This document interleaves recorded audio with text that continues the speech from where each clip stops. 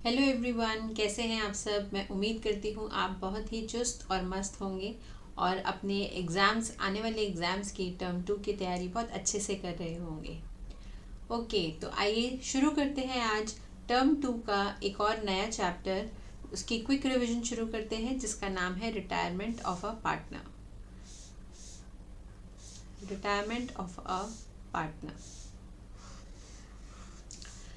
तो सबसे पहले जान लेते हैं what is retirement of a partner. जब एक पार्टनर रिटायर होता है तो क्या होता है। अ पार्टनर में retire from the firm. Firm में से, जो हमारी पार्टनरशिप फर्म है, उसमें से कोई पार्टनर रिटायर होता है। किन किन कारणों की वजह से होता है देखते हैं। सबसे पहला कारण हो सकता है as per the terms of the agreement, यानी उनकी जो पार्टनरशिप डीड बनी थी या अगर वर्बल टर्म्स एंड कंडीशंस भी बने थे तो उसमें ये अग्री हुआ होगा कि one of the partners will retire after a period of time और may be after the fulfilment of a purpose, जिस पर्पस से उन्होंने पार्टनरशिप फॉर्म करी है। तो एक हो सकता है एग्रीमेंट के बेसिस पे, as per the terms of the agreement. Agreement में कुछ मेंशन की हुई है टर्म, जो पूरी होने पर पार्टनर ने, एक पर्टिकुलर पार्टनर ने डिसाइड किया कि वो अब रिटायर होगा। Another reason is as per the consent of all the partners. हो सकता है कि कोई भी पार्टनर्स हैं, फॉर एग्जांपल ABC पार्टनर्स हैं, उसमें से A और C ने डिसाइड किया कि हम B को अब he will not work with us from now on, तो उसे पार्टनरशिप छोड़नी पड़ेगी। तो उस केस में as per the consent of other partners, दोनों की कंसेंट के हिसाब से बी जो है वो रिटायर हो गया। तो that is another case of another reason of retirement of a partner. Next is if the partnership is at will. Partnership जो है वो विल पे बनाई गई है। By giving a written notice to the remaining partners of his decision to retire. और जो partner retire हो रहा है उसने अपना डिसीजन उसमें मेंशन किया है कि मैं जो हूँ इस पर्टिकुलर पार्टनरशिप से एक पर्टिकुलर डेट को रिटायर हो जाऊंगा। तो ये कुछ 3 रीजंस है जिनकी वजह से एक कोई भी पार्टनर फर्म से रिटायर होता है। तो देखते हैं, जब हम पार्टनरशिप हमने अब पढ़ी थी, एडमिशन पढ़ा था हमने, तो उसमें देखा था जब कोई नया पार्टनर एडमिट करता है फर्म के अंदर तो क्या क्या चीज़ें होती हैं। अकाउंटिंग ट्रीटमेंट होता है, तो क्या क्या चीज़ें हमें बनानी होती है। हमें बनाना होता है revaluation account, then partners capital account, then balance sheet, ये सब हमें फॉर्म करना होता है। और जो नया पार्टनर आ रहा होता है उसके आने से जो ओल्ड पार्टनर्स होते हैं उनकी प्रॉफिट शेयरिंग रेशियो में भी फ़र्क आता है। और उनकी नए पार्टनर के आने के बाद जितने भी न्यू पार्टनर्स हैं, ऑल द पार्टनर्स, उन सब की new profit sharing ratio calculate की जाती थी। तो ये सब हमने पढ़ा था admission of a partnership chapter, admission of a partner chapter में। तो इस चैप्टर में देखते हैं कि रिटायरमेंट के टाइम पे हमें क्या क्या एडजस्टमेंट्स करनी होती है, किस किस चीज़ पे वर्कआउट करना होता है when it comes to accounting treatment. तो सबसे पहला है कैलकुलेशन ऑफ गेनिंग रेशियो, यानी कि जब एक पार्टनर जा रहा है बिजनेस को छोड़ के, ABC, इसमें से मान लीजिए B रिटायर हो रहा है, तो जो B का शेयर है, लेट्स सपोज 3:2:1 इनकी रेशियो है, तो जो B का शेयर है दैट इज 2/6, उसको A और C डेफिनेटली शेयर करेंगे क्योंकि B छोड़ के जा रहा है। तो A और C किस रेशियो में करेंगे, इस पर्टिकुलर B के रिटायरिंग पार्टनर के शेयर को A और C किस रेशियो में शेयर करेंगे, वो हमारी होती है गेनिंग रेशियो। उसकी कैलकुलेशन हम सीखेंगे। Next is calculation of new ratio, यानी पुराना पार्टनर, जो एक पार्टनर है, उसके रिटायरमेंट के बाद A और C की जो न्यू रेशियो होगी, न्यू प्रॉफिट शेयरिंग रेशियो, इसको कैलकुलेट करना हम सीखेंगे। नेक्स्ट सीखेंगे ट्रीटमेंट ऑफ गुडविल। जो गुडविल होती है हमारी बुक्स ऑफ अकाउंट्स में, उसको किस तरीके से ट्रीट किया जाता है जब कोई पार्टनर फर्म को छोड़कर जाता है। Next is revaluation of assets and reassessment of liabilities. Assets की रीवैल्यूएशन और असेसमेंट की लाइबिलिटीज़ की रीअसेसमेंट, जो कि हम एडमिशन चैप्टर में भी करते थे रीवैल्यूएशन अकाउंट में, सेम वही करेंगे हम रिटायरमेंट ऑफ अ पार्टनर में भी। Next is methods of payment of amount due to the retiring partner. Retiring partner को किस किस मेथड से हम पे करेंगे उसका पैसा जब वो फर्म को छोड़ के जा रहा है, वो हम इस चैप्टर में सीखेंगे। और रिजर्व्स एंड अनडिस्ट्रीब्यूटेड प्रॉफिट्स का जो डिस्ट्रीब्यूशन है ये हम सीखेंगे इस चैप्टर में। तो ये देखते हैं case 1 of calculating new ratio और gaining ratio of the partners. So case 1 में है when one partner retires and the NPSR among the remaining partner is not given. यानी कि एक पार्टनर रिटायर हो रहा है और हमें रिमेनिंग पार्टनर्स की new profit sharing ratio given नहीं है, तो हम कैसे कैलकुलेट करेंगे न्यू प्रॉफिट शेयरिंग रेशियो, आइए देखते हैं एक एग्जाम्पल के थ्रू। ABC हमारे पार्टनर्स हैं जिनकी रेशियो है 1/2, 2/5 एंड 1/10, जिसको हमने कैलकुलेट किया तो हमारी रेशियो आई 5:4:1। ये आई होप आप सब लोग जानते होंगे कैसे निकालते हैं। जब शेयर गिवन होता है तो रेशियो कैसे निकालते हैं, डिनोमिनेटर्स का LCM लेंगे हम जो कि आएगा 10, तो 2 डिनोमिनेटर है इसका, तो 2 × 5 is 10, 5 को 1 से मल्टीप्लाई करेंगे तो 5 is 5, देन 5 और 5 को LCM को 5 से डिवाइड करेंगे तो आएगा 2 एंड 2 2 is 4 जो कि उसका न्यूमरेटर है, एंड 10 and 10 is 1, तो 1 × 1 is 1, so 5:4:1 is the old ratio of the partners। ऐसे निकालते हैं। अब हम देखेंगे इस केस में A रिटायर हो रहा है तो B और C जो है वो इसके शेयर को गेन करेंगे। B and C will gain A's share। देखिए A रिटायर हो रहा है जिसका शेयर है 5/10।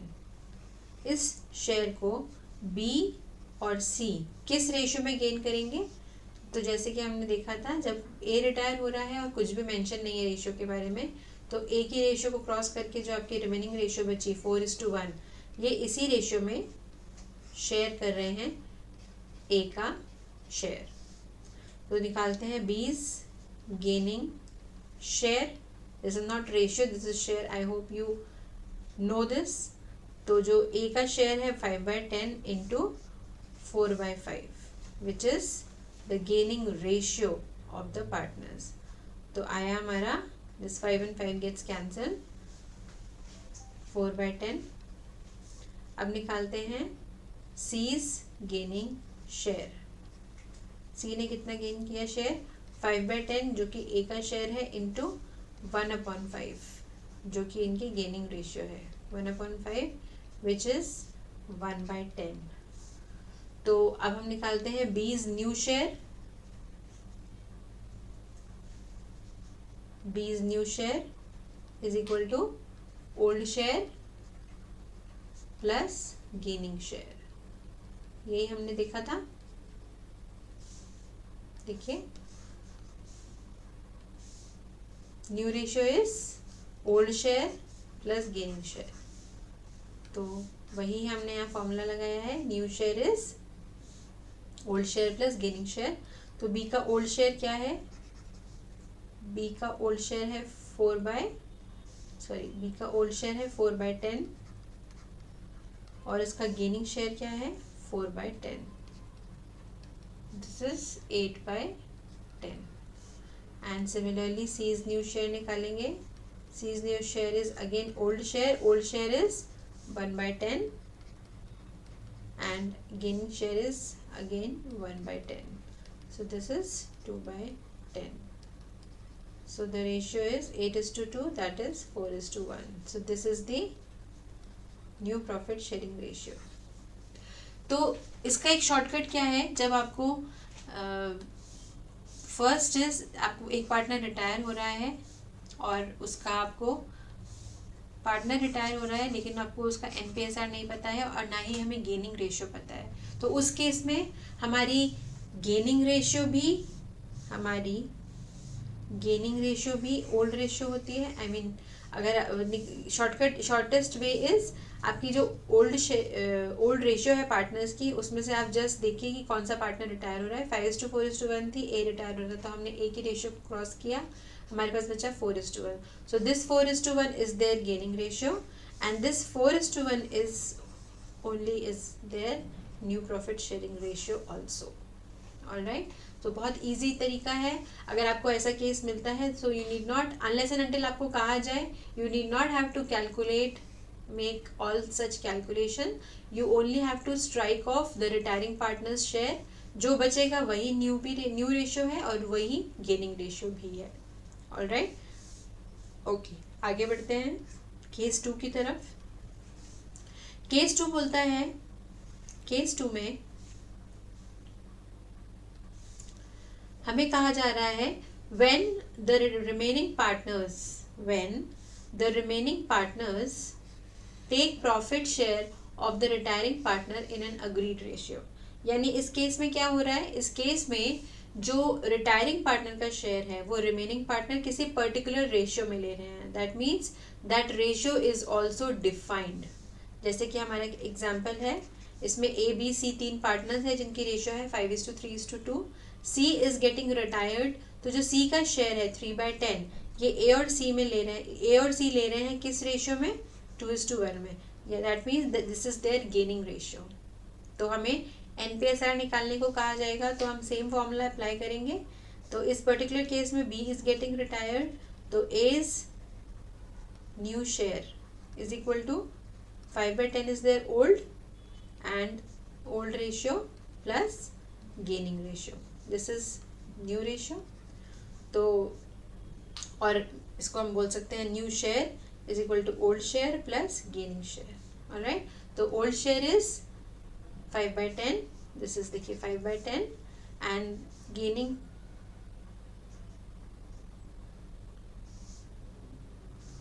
तो जो गेनिंग शेयर है वो है 3/10 को ए किस रेशियो में ले रहा है, 2/3 में। ये देखिए 2/3 इज देयर गेनिंग रेशियो, तो 2/3 ये आप निकालेंगे तो क्या आएगा, 5/10 plus 2/10 is 7/10। Okay, and similarly for C's new share is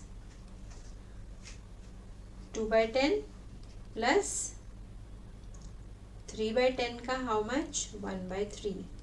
So this is 2/10 plus 1/10 which is 3/10. So therefore new profit sharing ratio of A and C is 7/10:3/10 which is 7:3. This is their new profit sharing ratio.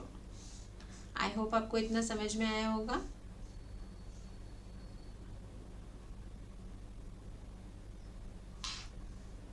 Okay, चलिए आगे बढ़ते हैं। आगे calculation देखते हैं gaining ratio की। Calculation of gaining ratio, calculation of gaining ratio, तो उसमें भी कुछ केसेस बनते हैं हमारे। आइए देखिए case 1।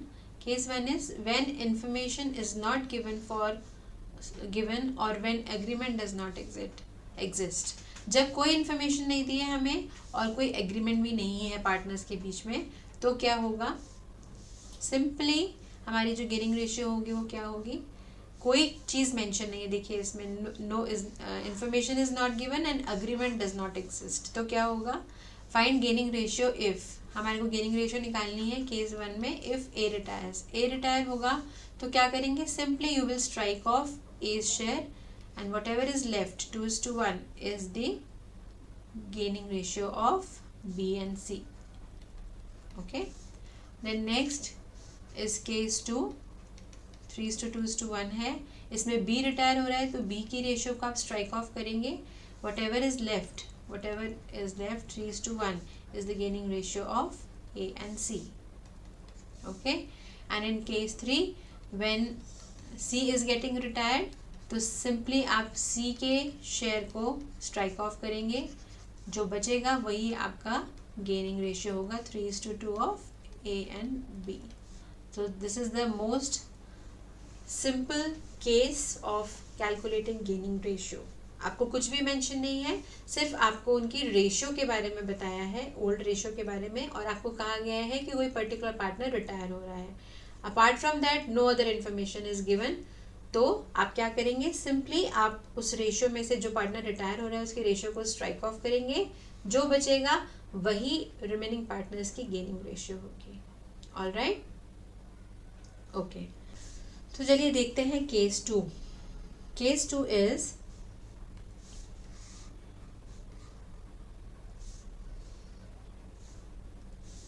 when NPSR is given. NPSR is nothing but new profit sharing ratio.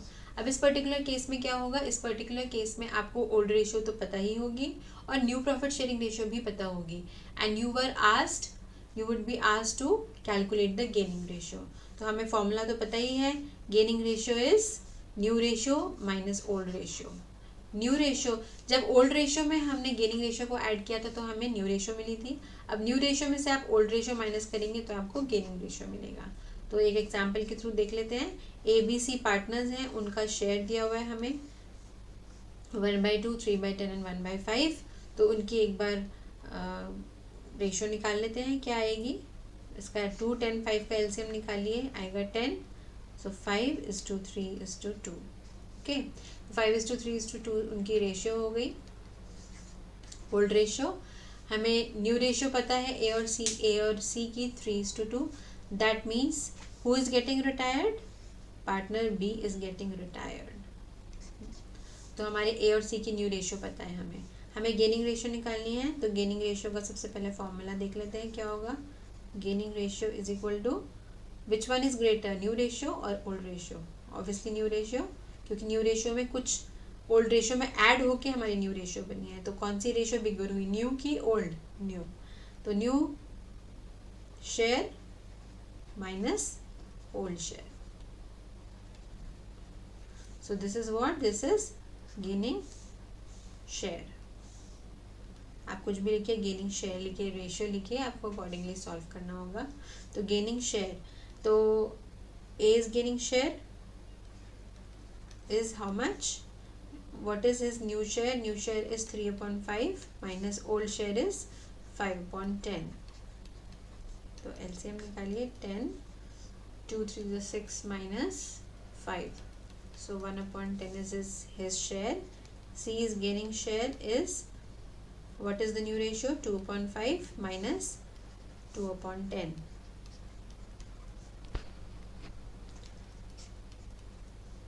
4 minus 2 which is 2/10। तो गेनिंग रेशियो क्या हुई हमारी पार्टनर्स की, 1/10, 2/10। That means 1:2 is the gaining ratio of the remaining partners। all right, so this makes the case 2। आगे बढ़ते हैं case 3 की तरफ। केस 3 क्या है, आइए देखें। when retiring partners profit is taken by the remaining partners in a specific ratio। अब इस पर्टिकुलर केस में क्या हो रहा है, रिटायरिंग पार्टनर का जो शेयर है वो रिमेनिंग पार्टनर्स ले रहे हैं किसी स्पेसिफिक रेशियो में। यानी कि देखिए एक एग्जांपल के थ्रू, जो रिटायरिंग पार्टनर है, इसमें रिटायरिंग पार्टनर कौन है, रिटायरिंग पार्टनर इसमें है सी इज द रिटायरिंग पार्टनर, ये जा रहा है। तो अब इस क्वेश्चन में आपको बता रहा है कि A is getting 4/9 of the C's share. C का शेयर जो कि है 2/9, तो ये सी का शेयर है। इस 2/9 को ए किस शेयर रेशियो में लेके जा रहा है, 4/9 of C's share is taken by A. तो ए का पहले गेनिंग शेयर निकाल लेते हैं। ए कितना गेन कर रहा है, ए इज गेनिंग शेयर इज, सी का कितना शेयर है 2/9 इंटू कितना पार्ट लेके जा रहा है 4/9, this is 8/81। Then B's gaining share is 2/9, not 2/9, इसमें बोल रहा है and the balance of C's share is acquired by B. Balance जो बचा है, बैलेंस कितना बचा है इसका देखते हैं, आइए।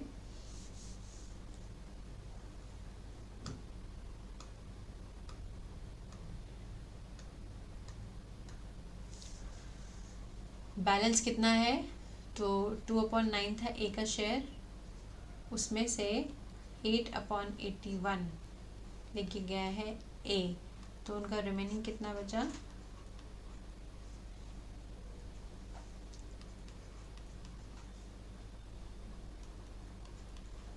10/81। दैट मीन्स ये गेन कर रहा है इतना, तो हमारे को अब न्यू रेशो निकालना है, new ratio of the partners.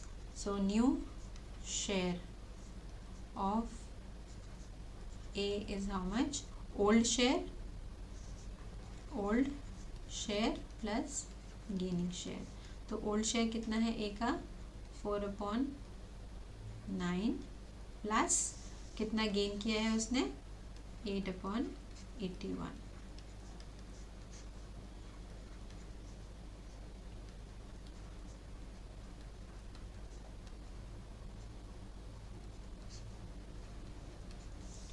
और न्यू शेयर ऑफ बी क्या है? कितना शेयर है उसका? 3/9 ओल्ड शेयर है, और गेन कितना किया है उसने? 10/81।